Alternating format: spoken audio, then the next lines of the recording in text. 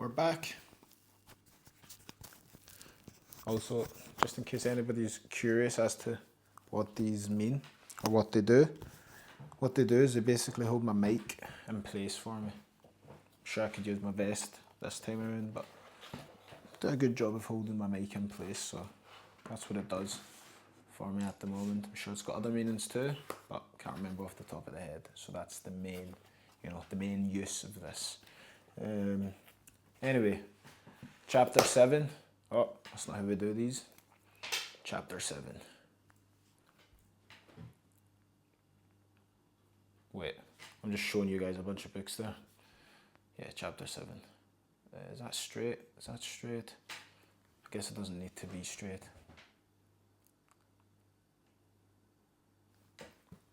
Yeah, we'll decide which hand. Yeah, probably this hand. I think I like this. Yeah, there we go. Look at that. Wait. It's funny because this is literally not getting edited out. I held my breath there and everything. So we're on, as if you could see, we're on chapter 7, Law of Compensation. Been a good chapter. It's been good to go over as well and just sort of refresh the memory. And yeah, just refresh your memory, go over it. Remember the things that I should and could be doing, I guess. And remembering and realising.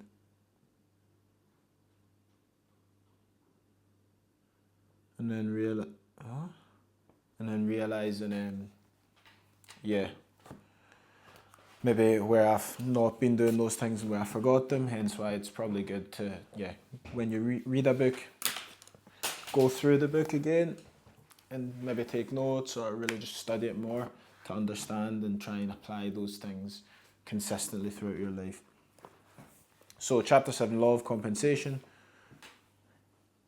And it started off by just talking about some phrases that you usually hear, like, the world owes me a living, I don't deserve this, why should he have more than me, I am just as good or better. So basically talking about how you've heard these sort of phrases yourself before. People are saying that they deserve more than what they have or what they're currently experiencing. And it just basically goes on to explain why that's not necessarily true and that what you're experiencing and what you're getting is exactly what you deserve and what you've pretty much planted the seeds for previously. And then it goes on to talk about how religion pretty much says you get your justice in the afterlife. And it just talks about how that's, I guess that would be true if that's how you sort of want it to be or whatever. However, it just speaks on saying that the notion is that the rich will get punishment while the poor who are devoted to the religion will get everything in the next life. And then it goes on to speak about truth within the law of compensation. What comes to you is what you deserve and should be satisfied with. So when it even says should be satisfied with, it's more like realising that a lot of the times what you've got is what you've asked for. So the satisfaction in it should come from, well, at least what I got from it is the satisfaction of it should come from the fact that you've reaped what you sowed. So knowing that now if you sow something else, you will also reap that. And I'd say that's sort of where you can extrapolate that from. It says mistakes don't come due to the law if applied correctly. And it was saying do not miscalculate. Pretty much saying don't try and change the law to suit your flaws or the things that you're doing wrong. Rather, you change in order to work in alignment with the law. You can use the law to lift you out of where you don't want to be where you want to be. And you can use it for anything. Wait, let me just make sure that I missed something there because there was an example. Just change the way you use it to align with the law. Yep. Your failure is due to miscalculation. You must change. And I think that's something people fail to realise, and they sometimes think that they did change because if they have a certain notion or they speak a certain notion or understanding of something, that's good enough. Whereas, you can speak it, but acting on it and showing that that's actually what or who you are is definitely what will bring about the change I'd say people are looking for. And then it says your thought is the key. The key is your thought and right use of thought. So the key to being able to actually gain and use the law of compensation properly is through your thought and making sure that at every step and every moment you have correct and right thought. How can you get prosperity and success? By staying the way you are. So yeah, it's basically saying, and then the example here is talking about a drunk going to become a reformed person. That drunk isn't going to become a non-drunk by continuing to be the way they are, and they can't now go to the alcohol and say, oh, alcohol, you need to change so that I can keep on just doing what I'm doing and drinking, and you need to change so that I can be somehow fixed. They need to realize that, well, I am in control of all of it and I can change myself, and understand that, yeah, okay, the alcohol is alcohol and it does what it does, and I'm a drunk, so it would be in my best interest not to do the things that make me a drunk. I need to change, and then at that point you become a non-drunk, and you don't necessarily even, I would say, need to cut out alcohol altogether. You just need to be in control of it and understanding that you drink X amount of it, you're a drunk and you're addicted or whatever it may be, and making sure you just know yourself to that level. But obviously cutting out and not drinking the thing that makes you drunk would make more sense than continuing to drink the thing that makes you drunk, expecting that drink to change, which it won't, because that drink is that drink, and that's what it's meant to do. It's just doing what it's meant to do. So you need to change and do what you're meant to do. Not drinking alcohol is alcohol. So lack of money or anything is no excuse for disorder. So then it goes on to talk about basically, a lot of the times people will say that, oh, their house isn't in order because they have a lack of money, so they need to buy something to do this, that, and the next thing, or even the reason they aren't well put together is because they're just waiting for something so they can go and buy something to make sure they look neat and tidy, or whatever the excuse tends to be. It's basically saying the home reflects the mind and reflects the person, the keeper of the home.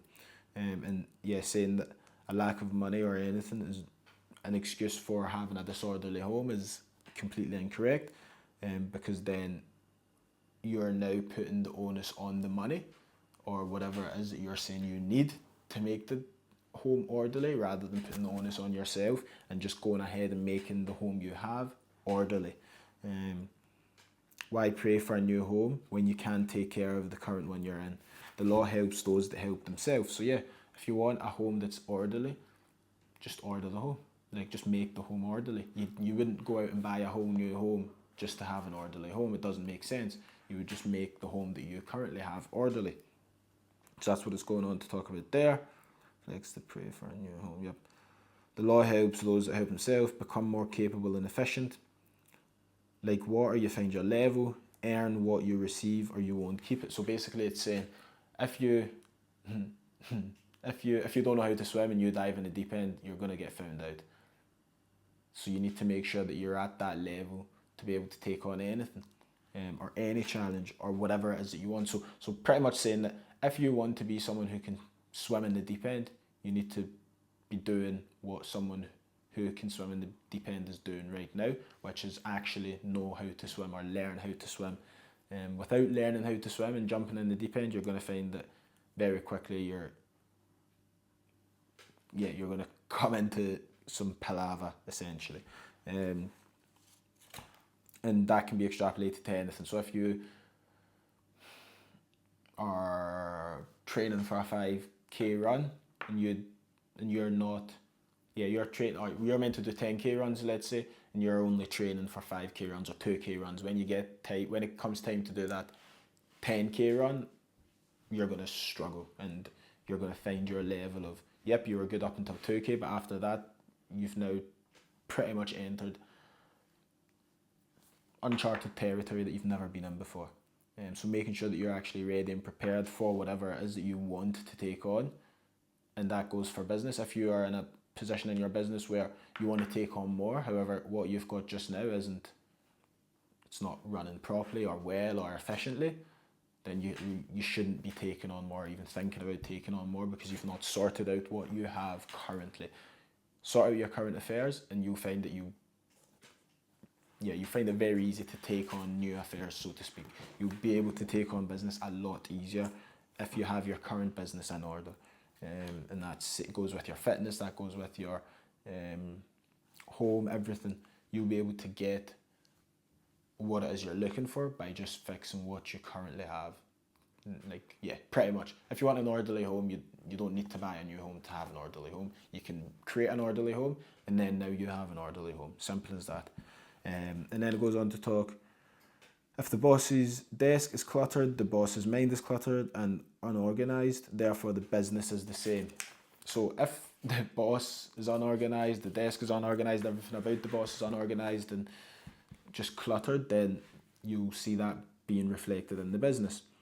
Find the leak and fix the leak, and then you fix the problem. So it's talking about how you need to just go to the boss, whoever's ahead and in charge, just change their way of thinking and understanding to they need to be in an orderly fashion to have and make sure that their business is running in an orderly fashion.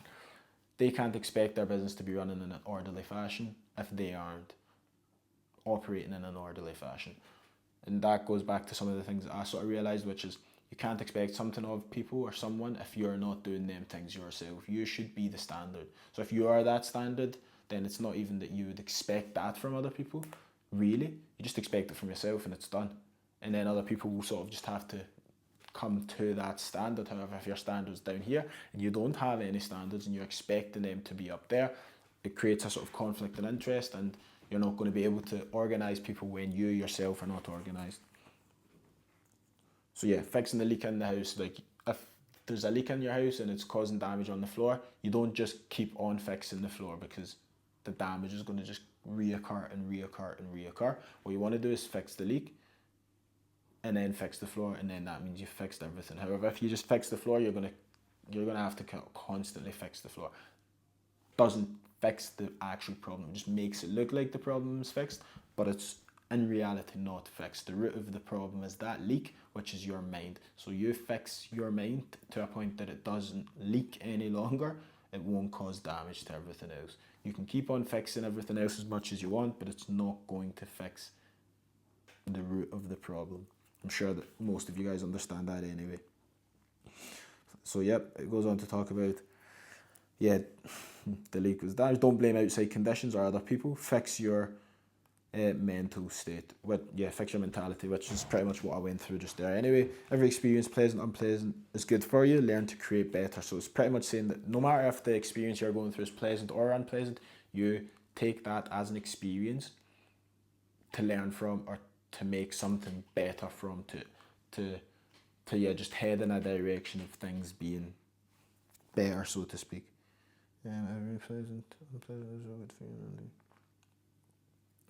Yeah, whatever we attract, we acquire. So whatever comes into your life, whether good or bad, just take it as almost good and just see what you can learn from it, and how you can maybe even not necessarily stop that from coming in your life again. However, what you could have done differently that would have maybe avoided that happening, and then you don't need to go through that lesson each and every time, all of the time. You just experience it once, you take it, you don't blame anyone else, you blame yourself. You fix the root of the problem, you fix the leak, and then that problem doesn't arise again. Whatever we attract, we require. Whatever we need is good. Build mind and character. Clear, strong, positive thought along ideal lines. It's a preventative of morbid mental states and negative thinking, which lead to neglected action, weakness, and trouble. So if you have a weak mental state, or you have a mental state of just negativity, which sort of almost just straight away shuts you off from even thinking positively about something. Like, for example, if you say, I can't kick the ball with my left foot, you're never going to be able to kick the ball with your left foot. However, if you say, I can't kick the ball that well with my left foot, however, that means I can improve it, so let me try and improve it, then at some point you may be able to kick the ball better with your left foot. And that's what's going to come from that. So it's pretty much saying that positive thought of, I can improve, rather than, I just can't do it.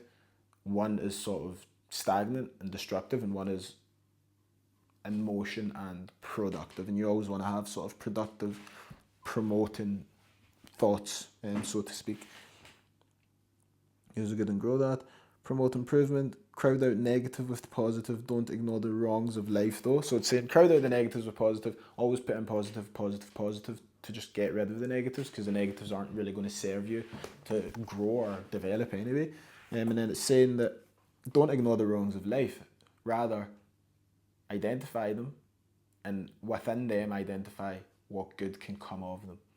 So it doesn't say that don't realize that you've got nothing in the bank and just think that you can sit and do nothing and something's going to come. It's like, no, realize you got nothing in the bank, and that now your only motion is upwards, so work towards that and figure out how to change that. If money's what you're optimizing for, if it's for more employees, if that's what you're optimizing for, you just apply that there. Realize you've got no employees, how can you get employees? If it's fitness, you don't have fitness, how can you become fitter? Don't ignore the wrongs of life, just find the hidden good. And this stops you from condemning. Just discover the greatest possibilities. Then usually what we have now is our just reward, and you tend to be dissatisfied. So what I was saying before, which was what you reap is what you sow. So realize that what you have now is what you asked for, and the power in that is that now what you asked for now is what you're going to have. So you should be satisfied with what you have, especially if it's something that you've asked for. And I understand sort of now why a lot of people always talk about gratitude, grateful, abundant mindset and all these things, because it's realizing that, and maybe they don't realize it, maybe they do, but it's realizing that you're in a position and things that you asked for. So why not be grateful for it and happy for it, and realize that you can get more by just continually doing the same, planting the correct seed. You can't plant an apple tree seed, get an apple tree seed, and then complain that you got an apple tree seed because you wanted peaches or oranges or anything else.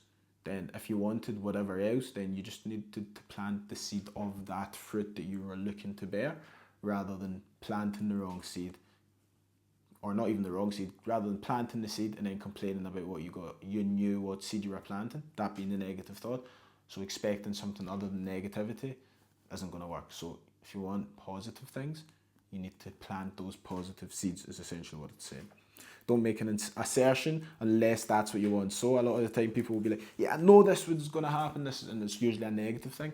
People don't tend to have assertions of positive things, and that's the thing. So it's like, and I've done it myself, and I've probably still do it. Like, I'll make assertions, then I'll sort of try and put myself back nowadays, not always, but like recently I would say more after reading these books, etc. that I have.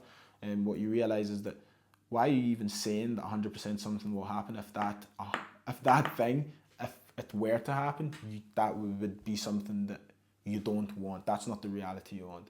What's the point in that? What's the point in even planting that seed in your mind that could happen if that's not what you want to happen? Do you know what I mean?